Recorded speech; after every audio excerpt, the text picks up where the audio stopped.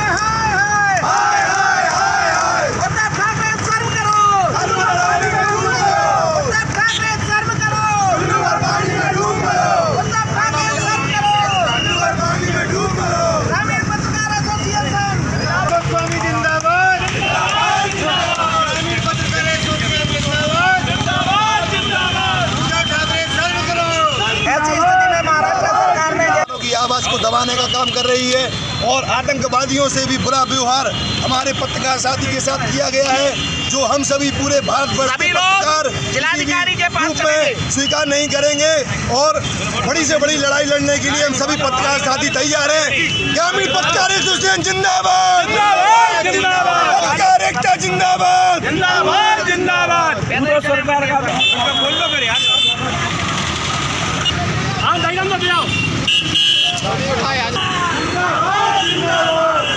का जिंदाबाद, जिंदाबाद, जिंदाबाद, जिंदाबाद, महाराष्ट्र सरकार मुर्दाबाद, मुर्दाबाद, मुर्दाबाद, महाराष्ट्र सरकार मुर्दाबाद, मुर्दाबाद। रिपब्लिक इंडिया के ब्यूरो चीफ अर्नब गोस्वामी जी को निष्पक्ष पत्रकारिता करने के कारण एक कई साल पुराने केस को, जिस पर पुलिस बहुत पहले फाइनल रिपोर्ट लगा चुकी है, उस रिपोर्ट के आधार पर उस मुकदमे को दोबारा से निकालकर रंजिशन अर्नब गोस्वामी को गिरफ्तार किया है।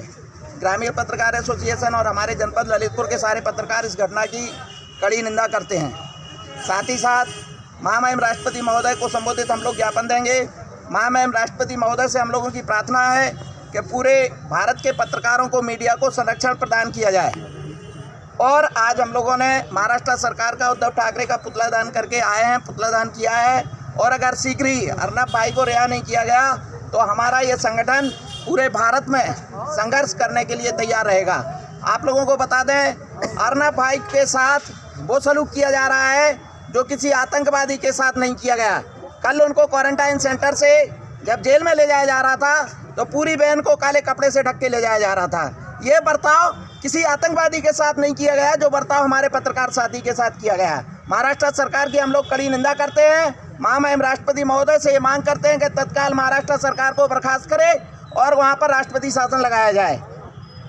एक तरफ अर्नव पे जो केस दायर हुआ है या उनके साथ जो भी हुआ उसका विरोध कर रहे हैं। आपके जनपद ललितपुर में एक पत्रकार पर हमला हुआ है, उसके खिलाफ आप लोगों ने कुछ क्यों नहीं किया? भाई उसके संबंध में हम लोगों को प्रॉपर कोई जानकारी नहीं है, ना तो उन्होंने हम लोगों को कोई जानकारी दी, ना उन्होंने हम लोगों को कुछ बताया है कि हमारे साथ क्या घटनाक्रम हुआ है। जब तक हम किसी घटना के बारे में पूरी जानकारी नहीं ले लेंगे तब तक हम उसके बारे में किसी तरह का स्टेटमेंट नहीं दे सकते हैं। ग्रामीण पत्रकार एसोसिएशन और एक संगठन और है, वो दोनों जो है सम्मिलित हैं, श्रमजीवी दोनों सम्मिलित हैं। उनके जिलाध्यक्ष ने ये लिख के दिया है कि हमारे संगठन में ये नहीं जुड़े हैं और ये पत्रकार नहीं, उनको पत्रकार नहीं मान रहे। तो इस बारे में क्या कहना है? नहीं, इस बारे में हमारा कहना ये है कि जब हमारे संगठन का सदस्य नहीं है तो हम उसको पत्रकार अपने साथी संगठन का सदस्य कैसे मानेंगे? पत्रकार तो है। नहीं, हम नहीं जानते कि वो पत्रकार हैं। आज हम इस बात को श्योर होकर नहीं कह सकते हैं कि ललितपुर जनपद में कौन पत्रकार है और कौन नहीं है। इतने सारे लोग इस तरीके से पत्रकारिता कर रहे हैं और पत्रकारिता को कलंकित कर रहे हैं। ऐसे पत्रकारिता को कलंकित करने वाले लोगों के साथ ग्रामीण पत्रकार एसोसिएशन और हमारे ईमानदार और अच्छे पत्रकार साथी नहीं है। लोक निर्माण विभाग, जिसे ज्यादातर लोग पीडब्ल्यूडी के नाम से जानते हैं, इस विभाग में गड़बड़ी का एक बड़ा मामला सामने आया है। लोक निर्माण विभाग में अधिकारियों की सहमति से विभाग को लगाया जा रहा चूना। लोक निर्माण विभाग, जिसे ज़्यादातर लोग पीडब्ल्यूडी के नाम से जानते हैं, इस विभाग में गड़बड़ी का एक मामला सामने आया है। मामला ऐसा कि कोले के ठाटीपुर में बने सरकारी आवासों पर पुताई करने के लिए विभाग द्वारा 1 करोड़ रुपए का ठेका दिया गया। इस ठेके के अनुसार प्रति सरकारी आवास पर टूट फूट की मरम्मत करते हुए अंदर और बाहर दोनों जगह डिस्टेम्पर व इससे अच्छी क्वालिटी का पेंट किया जाना था। लेकिन स्थानीय निवासियों का कहना है कि ठेकेदार ने बिना किसी प्रकार की मरम्मत किए केवल घरों की आउटसाइड यानी बाउंड्री पर पुताई करवाई, वह भी सिर्फ चूने से। इस मामले की जानकारी लेने के लिए हमारी संवाददाता अंशुल मित्तल ने विभाग के मुख्य कार्यपालन यंत्री ओम हरी शर्मा से संपर्क करने की कोशिश की, लेकिन साहब ना तो ऑफिस में मिलते हैं और ना ही फोन उठाते हैं। इसके पश्चात इस मामले पर क्षेत्र के एसडीओ से बात की गई। उन्होंने बताया कि यह सभी आवास गवर्नमेंट द्वारा कंडम घोषित किए गए हैं, जबकि कंडम घोषित किए जाने का कोई सरकारी दस्तावेज अभी तक सामने नहीं आया है। यहाँ सवाल पैदा होता है कि यदि सरकारी आवास सभी कंडम घोषित किए गए हैं तो फिर रहवासियों से लगातार मेंटेनेंस चार्ज और किराया किस आधार पर वसूल किया जा रहा है, और जर्जर पड़े मकानों पर पुताई करने के लिए 1 करोड़ रुपये का ठेका 31 मार्च तक की अवधि के लिए क्यों जारी किया गया। इस मामले में वहाँ के रहवासियों ने हमारे संवाददाताओं को अपनी शिकायतें बताई। देखिए, सुनते हैं क्या कहते हैं रहवासी और विभाग के एसडीओ रविंद्र सिंह कुशवाहा। हमारे संवाददाता अंशुल मित्तल की खबर। ठाटीपुर में मैं 11/7 में रहता हूँ। क्या नाम है आपका? अरुण कुमार ओडिया।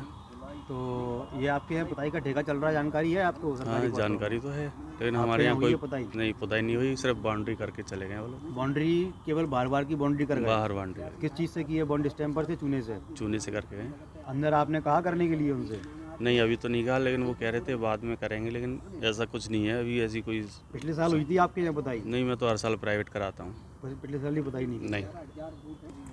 क्या नाम है आपका? योगेश नामदेव। किस नंबर क्वार्टर में रहते हैं आप? 11/6 भी। पुताई हुई है आपके यहाँ सरकारी ठेके पे?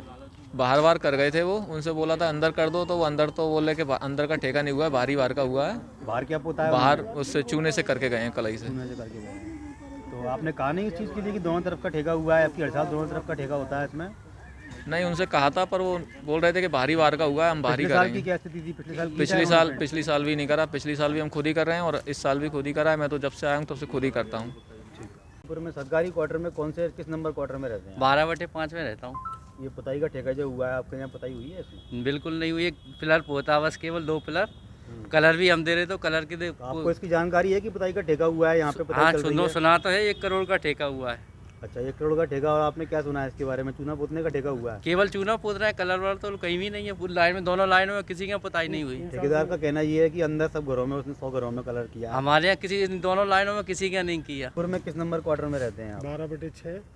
तो आपके यहाँ पुताई हुई है? नहीं हुई, हमारे यहाँ नहीं हुई नहीं है, मतलब बाहर अंदर कहीं भी नहीं हुई। वो रखा है कि पोत दो कि नहीं पोतेंगे? नहीं पोतेंगे, ये कहा।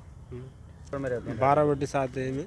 12/7 में। आपके यहाँ पुताई हुई है घर में? बताइए, बाहर चूना किया हमने। उनसे बोला था कि हम डिस्टेम्पर ला के देते, डिस्टेम्पर कर दो बाहर। डिस्टेम्पर आप ला के देंगे, ये भी कहा था आपने? हाँ, हमने कहा था, वो करे हम नहीं करेंगे। ये इस बात की कि अंदर बाहर दोनों का ठेका हुआ है पुताई करने का गवर्नमेंट की तरफ? ये तो मालूम है अंदर बाहर दोनों को हुआ है, लेकिन उनने किया नहीं, बाहर केवल चूना करके चले गए। वो बाहर चूना कर गए? हाँ, पीछे बोला डिस्टेम्पर नहीं किया बाहर बाउंड्री पे भी? नहीं। ठीक। किस नंबर क्वार्टर में रहते हैं? 11/5 भी में रहता हूँ। क्या नाम है आपका? राम सिंह कुशवाहा। तो आपके यहाँ पेंट हुआ है? नहीं, कोई पेंट नहीं हुआ। बाहर अंदर कहीं नहीं हुआ? नहीं, कहीं भी नहीं हुआ। तो आपने कहा नहीं आपके यहाँ पता ही चल रही है अभी? नहीं, मैंने बोला था तो बोले अभी नहीं होगी, और अभी तो दूसरी जगह चल रही है, दीपावली के आसपास या दीपावली के बाद देखना। तो अभी तक कोई वही नहीं है, और फिर हमने अपने खुद के पैसों से पुताई करवा ली है। किस नंबर क्वार्टर में रहते हैं सरकार? 4/12 में रहते हैं, थाटीपुर में। ठाटीपुर में। तो आपके यहाँ ये पुताई का ठेका चल रहा है, पुताई हुई है आपके यहाँ? नहीं, हमारे यहाँ पुताई खाली 2 मूड़ा पोत गए दरवाजे के खाली, और एक दीवार पोत गए 25 फुट की। अच्छा। हाँ, ताकि बात निवेदन करो कि जहाँ पे और फेंक दे, वे बोले बस इतने की होएगी। अंदर पुताई नहीं की? अंदर तो भाई साहब एक 20 लीटर की बाल्टी ले आए थे, तो किराया लिए पाई हमने अपने आप और खुदाई कर ली, मतलब किराया कर ली। बहु मांग रहा हो तो 3000 रुपया, हमने कि वहीं करेंगे यार। सरकारी ठेका जो हुआ है उसमें? नहीं, बात नहीं कचूरी भाई। तो बाहर भी केवल चुना ही चुना? हाँ, बाहरी चुना कर गए, तो बहु में एहसान कर गए। मतगणना स्थल पहुंची डबरा से भाजपा के प्रत्याशी इमरती देवी अतलेश्वर के दर्शन कर जीत का आशीर्वाद मांगा। इस दौरान उन्होंने हमारे संवाददाता से चर्चा के दौरान जीत की बात कही। ग्वालियर जिले की महत्वपूर्ण विधानसभा सीट डबरा से भाजपा से प्रत्याशी बनी मंत्री इमरती देवी मतगणना स्थल एमएलवी कॉलेज पहुंची। एमएलवी कॉलेज में पहुंचने से पूर्व उन्होंने भगवान अचलनाथ के दर्शन किए और भगवान से जीत के लिए प्रार्थना भी की। उनका कहना था कि एक बार फिर वह भारी अंतर से डबरा से जीत हासिल करेंगी और कांग्रेस यहां से बुरी तरह से मुँह की खाएगी। उन्होंने कहा कि यह लड़ाई जनता की है और जनता ने उन्हें भरपूर समर्थन भी दिया है। अब देखते हैं कि वह अपने कहे अनुसार साबित कर पाती हैं या नहीं। हमारे संवाददाता ने इस अवसर पर उनसे बात भी की। चलो शुरू करें। आज जो रुझान आ रहे हैं और पहले रुझान में आप काफ़ी आगे चल रहे हैं, क्या सोचना है, किस तरीके का आपको बड़ा? मेरे पे बजरंगबली और मातेश्वरी और अचलेश्वर महाराज की पूरी कृपा है, और फिर कृपा है मेरी डबरा विधानसभा की जनता की। पहला चुनाव नहीं मेरा, जी 5वें चुनाव की पेटी खुल रही है। आज मैं 5वां चुनाव है और भरपूर जीतूंगी, और मुझे ईश्वर पे भरोसा है, अपनी जनता पे पूरा भरोसा है। मैं चुनाव जीतूंगी, अच्छे वोटों से जीतूंगी। कहीं ना कहीं जो चुनाव के दौरान आपके बारे में बोला गया था उससे क्या? नहीं, मुझे कोई फर्क नहीं पड़ता। मैं महिला जरूर हूँ, लेकिन जब घर से बाहर निकलती हूँ तो अपनी इज्जत खोटी पे टांग के फिर बाहर निकलती हूँ। दमदारी से पुरुषों के साथ लड़ती हूँ। मेरी कोई सीट ऐसी महिला तो है नहीं, मैं पुरुषों के साथ चुनाव लड़ती हूँ। अब पुरुष हैं क्या कह जाए उसको मैं नहीं बोलती, लेकिन उन्होंने जो कहा होगा तो उनको आज जवाब मिल जाएगा। मेरी जनता आज उन्हें जवाब दे देगी कहने वालों को। अभी तक आप जो चुनाव जीते थे वो कांग्रेस पार्टी से जीतते हुए चले आए थे, और पार्टी छोड़ने के बाद क्या आप जब जनता के बीच में गए तो आपको कुछ सामना तो इमरती थोड़ी बदली थी। इमरती तो ऐसी खड़ी है, ऐसी जनता के बीच में खड़ी थी, ऐसी कांग्रेस में खड़ी थी, जैसी भारतीय जनता पार्टी में खड़ी है। और जनता मुझे वोट देती है पूरी विश्वास के साथ। मेरी जनता मेरे साथ है। मैं आपसे ही कहना चाहती हूँ। लगभग कितने मतों से जीतेंगे आप? आपने दावा किया 20 से ऊपर निकलूंगी, 80 तक भी पहुँच सकती हूँ। मतलब कहीं ना कहीं रिकॉर्ड इस बार टूटेगा। नहीं, अब जिसकी बोनी अच्छी होता है तो उसका माल भी अच्छा है। मध्य प्रदेश में हुए 28 विधानसभा उपचुनाव में भाजपा के प्रचंड जीत पर भाजपा के कार्यकर्ताओं ने खुशी मनाते हुए ग्वालियर जिला भाजपा कार्यालय मुखर्जी भवन पर आतिशबाजी की और मिठाई वितरित की। मध्य प्रदेश के 28 विधानसभाओं में उपचुनाव में हुए चुनाव की मतगणना 10 नवंबर मंगलवार को की गई। मंगलवार को हुई मतगणना में भाजपा की जबरदस्त जीत के बाद भाजपा के विभिन्न जिला कार्यालयों में खुशियां मनाई गईं। इस अवसर पर मिष्ठान वितरण और आतिशबाजी भी की गई। इसी क्रम में ग्वालियर जिला भाजपा कार्यालय मुखर्जी भवन पर भाजपा कार्यकर्ता एकत्रित हुए और उन्होंने यहां पर जश्न मनाया। उन्होंने कहा कि यह जनता की जीत है, शिवराज की, ज्योतिरादित्य सिंधिया, नरेंद्र सिंह तोमर की जीत है। उन्होंने इस अवसर पर लोगों को मिठाई भी खिलाई और खूब आतिशबाजी की। हमारे संवाददाता ने यहाँ मौजूद ग्वालियर के सांसद विवेक सेजल का एक लोकतांत्रिक हमारा देश है, प्रदेश है, और लोकतंत्र में जो जनता जिसको वोट देती है और जिसकी विजय होती है उसी को ये मानते हैं कि जनता का आशीर्वाद। तो मैं ये मानता हूँ कि ये 28 सीटें सभी करीब करीब कांग्रेस की थी और हमने उनसे सीटें छीनी, और ये निश्चित रूप से कहीं ना कहीं ये सिद्ध हो रहा है कि हमारे राष्ट्रीय नेतृत्व का और प्रदेश के नेतृत्व का कहीं ना कहीं उनका एक काम है या उनकी जो छवि है जनता के बीच में, उसका ये लाभ हमें मिला है, और उन्हीं के जो उन्होंने जनता ने हमको आशीर्वाद के रूप में दिया है। काफ़ी उपचुनाव के टाइम पर काफ़ी विवादों में रहे हैं, मतलब जो है काफ़ी विवादित चुनाव रहा है, वाद विवाद ज़्यादा हुआ है, यहाँ पर तो बयानबाजी भी उल्टी सीधी की गई, बावजूद उसके बीजेपी ने बम्पर जीत हासिल की है। क्या कहें? अब आपने देखा होगा कि हमारे माननीय मुख्यमंत्री जी के लिए पता नहीं क्या क्या बोला गया, और उन्होंने जो भी हथकंडे थे सब अपनाए। लेकिन उसके बावजूद भी क्योंकि हमारे कैंडिडेट तो फिक्स थे, क्योंकि जो कैंडिडेट आए थे तो उन्हीं को हम लोगों ने मोस्टली टिकट दी है। तो मैं ये मानता हूँ कि जो आज हमारी विजय हुई है वो पार्टी की विजय हुई है, हमारे राष्ट्रीय नेतृत्व, प्रदेश के नेतृत्व की विजय हुई है। और इसलिए मैं तो जनता का आभारी हूँ, सभी विधानसभा के जहाँ पे चुनाव हुए, कि उन्होंने हमारे नेतृत्व को स्वीकार किया है और हमारी पार्टी को आशीर्वाद दिया। अब एक स्थायी 15 महीने के कुशासन के बाद जो सरकार बदली,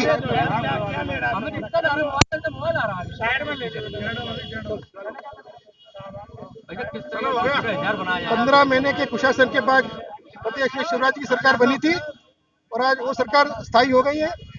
हम बहुत अच्छी तरह से 28 के 28 ग्वालियर जिले की 3 विधानसभा क्षेत्रों ग्वालियर के डबरा और ग्वालियर पूर्व विधानसभा के लिए एमएलबी कॉलेज में मतगणना आरंभ हुई।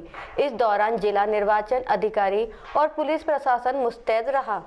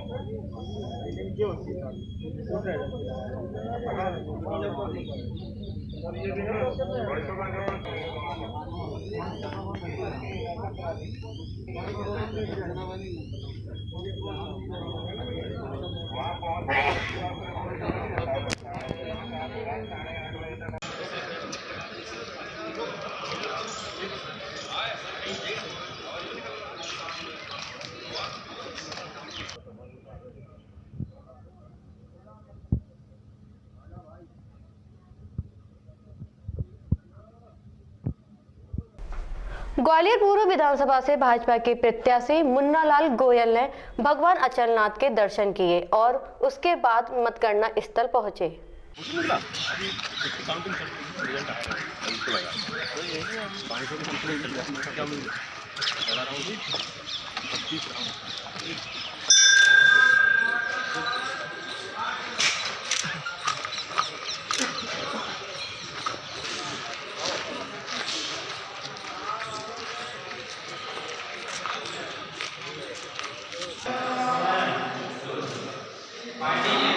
जनता के प्रति दो ही तो मालिक हैं, एक जनता मालिक है, एक ऊपर वाला मालिक है। जनता ने अपना फैसला पेटियों बंद कर दिया है, सब सामने आ जाएगा। बाकी ईश्वर है, इसका आशीर्वाद जरूरी है।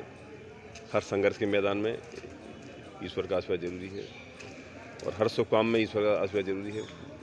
जब भी मैं संघर्ष के दौर में जाता हूँ, जब भी शुभ काम होता है तो निश्चित तौर पर अचलेश्वर महादेव मंदिर पर आता हूँ और उनका आशीर्वाद लेता हूँ। आज भी मैंने आशीर्वाद दिया है। बाकी शाम तक फैसला आ जाएगा। जनता के भरोसे पर, जनता के विश्वास पर मेरा ही विश्वास है और जनता जो फैसला लेगी उसको स्वीकार करेंगे। कम वोटिंग परसेंटेज रहा है, इसको लेकर कुछ कहेंगे? ठीक है, वो तो पूरे देश में हुआ है, पूरे 28 सीटों में हुआ है, वो खाली मेरी सीट पे नहीं है। वो एक ट्रेंड था, ठीक है ना, क्योंकि कोरोना की महामारी और दूसरा करवा चौथ, ये दोनों ऐसे रहे कि जिससे कुछ कम हुआ है, लेकिन वो भी सब सारी सीटों में हुआ है। तो जीत के लेकर आप पूरी तरह से आश्वस्त हैं क्या? मुझे जनता भरोसा है। ग्वालियर विधानसभा से भाजपा के प्रत्याशी प्रद्युमन सिंह तोमर ने कांग्रेस के प्रत्याशी सुनील शर्मा को भारी अंतर से हराया। प्रद्युमन सिंह ने इसे जनता की जीत बताया। ग्वालियर विधानसभा की महत्वपूर्ण सीट पर चुनाव में मध्य प्रदेश के ऊर्जा मंत्री प्रद्युमन सिंह तोमर ने भारी जीत हासिल की है। उन्होंने अपने निकटतम प्रतिद्वंदी कांग्रेस के प्रत्याशी सुनील शर्मा को 33,000 से अधिक मतों से चुनाव में शिकस्त दी है। इस अवसर पर मौजूद हमारे संवाददाता ने उनके कार्यालय पहुंचकर उनसे बात भी की और इस दौरान उन्होंने कहा कि यह जीत जनता की जीत है। उन्होंने कहा कि मेरा चुनाव तो जनता लड़ रही थी और जनता ने बता दिया है कि वह विकास के साथ है, ना कि विनाश के साथ। उन्होंने इस अवसर पर अपनी जीत जनता को समर्पित की। उन्होंने कहा कि जल्द ही क्षेत्र में कई विकास कार्य भी और कराए जाएंगे। देखिए उनसे हमारे संवाददाता की बात।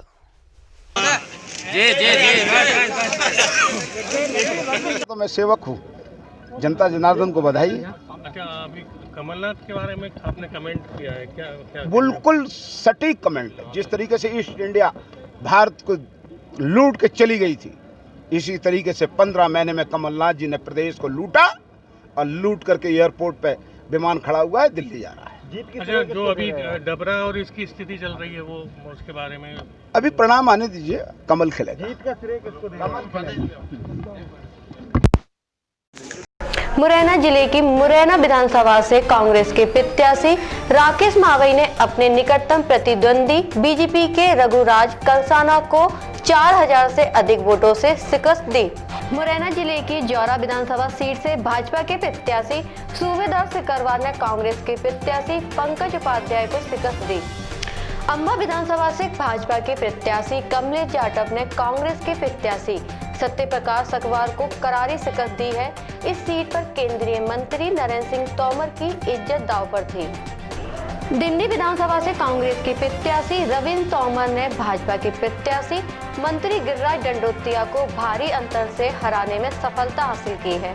सोमावली विधानसभा से कांग्रेस के प्रत्याशी अजब सिंह कुशवाहा ने कद्दावर नेता और भाजपा के प्रत्याशी ऐदल सिंह कंसाना को हराने में सफलता हासिल की है। ग्वालियर जिले की महत्वपूर्ण सीट डबरा विधानसभा की प्रतिष्ठापूर्ण सीट पर कांग्रेस के प्रत्याशी सुरेश राजे ने कद्दावर नेता मंत्री इमरती देवी को हराने में सफलता हासिल की है।